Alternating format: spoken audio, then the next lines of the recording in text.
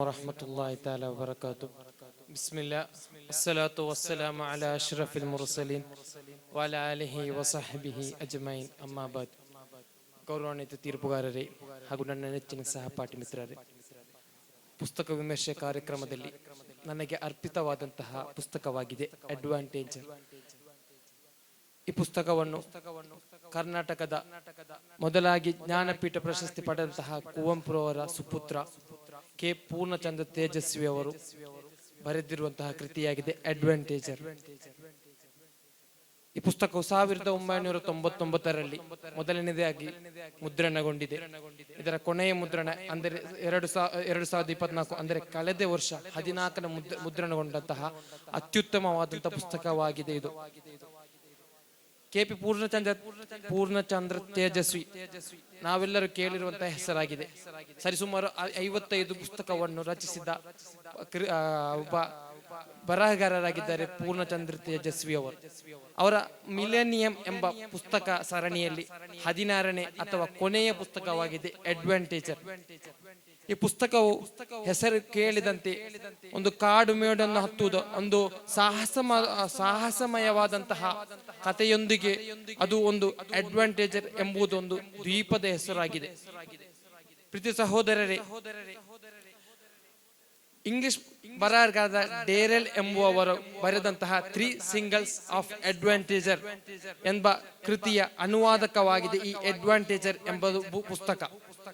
ಈ ಪುಸ್ತಕವು 4 ಜನ ಸಹೋದರರು, 4 ಜನ ಸ್ನೇಹಿತರು ತಾವು ಆರಂಭಿಸುವಂತಹ ಪ್ರಾಣಿ ಸಂಗ್ರಹಾಲಯಕ್ಕೆ ಬೇಕಾದಂತಹ ಅನೇಕ ರೂಪದ ಪ್ರಾಣಿಗಳನ್ನು, ಪಕ್ಷಿಗಳನ್ನು, ನೀರಿನಲ್ಲಿ ಜೀವಿಸುವಂತಹ ಜೀವಿಗಳನ್ನು ಹಿಡಿದು ತಂದು ಅದನ್ನು ಆರಂಭಿಸುವ ಸಲುವಾಗಿ ದಕ್ಷಿಣ ಅಮೆರಿಕದಲ್ಲಿನ ಗಯಾನ ಎಂಬ ದೇಶದಲ್ಲಿನ ಅಡ್ವಾಂಟೇಜರ್ ಎಂಬ ಹೆಸರಿನ ಒಂದು ಊರಿಗೆ ಅವರು ಹೋಗುವಂತಹ ಪ್ಲಾನ್ ಅನ್ನು ಮಾಡುತ್ತಾರೆ.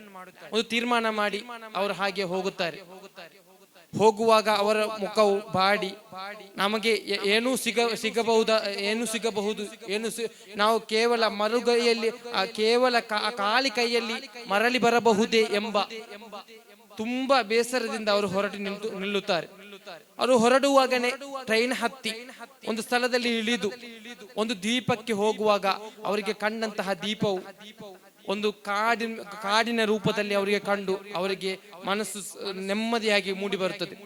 ಆಗ ಅವರಲ್ಲಿ ಮುಟ್ಟಿದ ನಂತರ ಅಲ್ಲಿನ ಪ್ರಾಣಿ ಪಕ್ಷಿಗಳನ್ನು, ಅಲ್ಲಿನ ಜನರ ಜೀವನಗಳನ್ನು ಅವರು ಕಂಡು ಬಹಳ ಖುಷಿ ಪಡುತ್ತಾರೆ. ನಾವು ಈ ಪುಸ್ತಕವನ್ನು ಯಾವಾಗ ಓದಲು ಪ್ರಾರಂಭಿಸುತ್ತೇವೋ ಅದರೊಟ್ಟಿಗೆ ನಾವು ಅದರೊಂದಿಗೆ ಹೋದಂತಹ ಭಾಸವಾಗುತ್ತದೆ.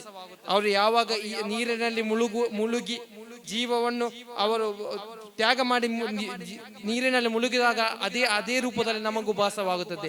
ಯಾವಾಗ ಅವರಿಗೆ ಪ್ರಾಣಿಗಳು ಅಕ್ರಮ ಮಾಡುತ್ತದೆ, ನಮಗೆ ಪ್ರಾಣಿಗಳು ಅಕ್ರಮ ಮಾಡಿದಂತೆ ಭಾಸವಾಗುತ್ತದೆ.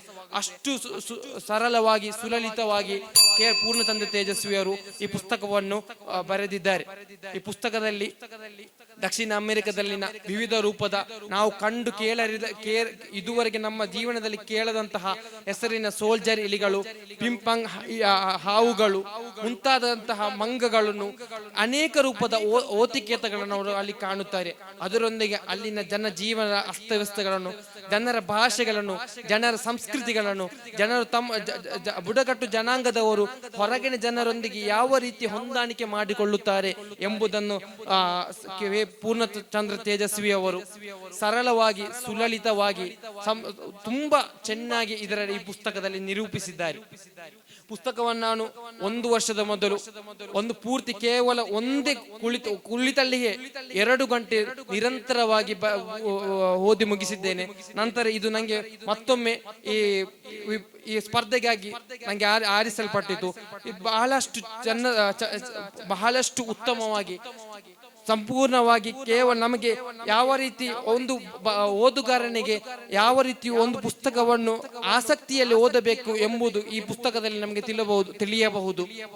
ಈ ಪುಸ್ತಕದಲ್ಲಿ ಯಾವುದೇ ರೀತಿ ನಮಗೆ ಬೋರ್ ಆಗೋದು ಅಥವಾ ಇದೊಂದು ಕೇವಲ ಒಂದು ಸಮಯ ವ್ಯರ್ಥಕ್ಕಾಗಿ ಓದುವಂತಹ ಪುಸ್ತಕವಲ್ಲ. ಬದಲಾಗಿ ಇದರಲ್ಲಿ ಜ್ಞಾನಗಳಿವೆ. ನಮಗೆ ಈ ಪುಸ್ತಕದೊಂದಿಗೆ ಹಲವಾರು ವಿಷಯಗಳನ್ನು ನಮಗೆ ಕಳೆಯಬಹುದು. ಪ್ರಸ್ತುತ ಈ ಕಾಲಘಟ್ಟದಲ್ಲಿ ಬುಡಕಟ್ಟು ಜನಾಂಗದವರು ಹೇಗೆ ಜೀವಿಸುತ್ತಾರೆ ಎಂಬುದು ಈ ಪುಸ್ತಕದಲ್ಲಿ ಅಡಕವಾಗಿದೆ.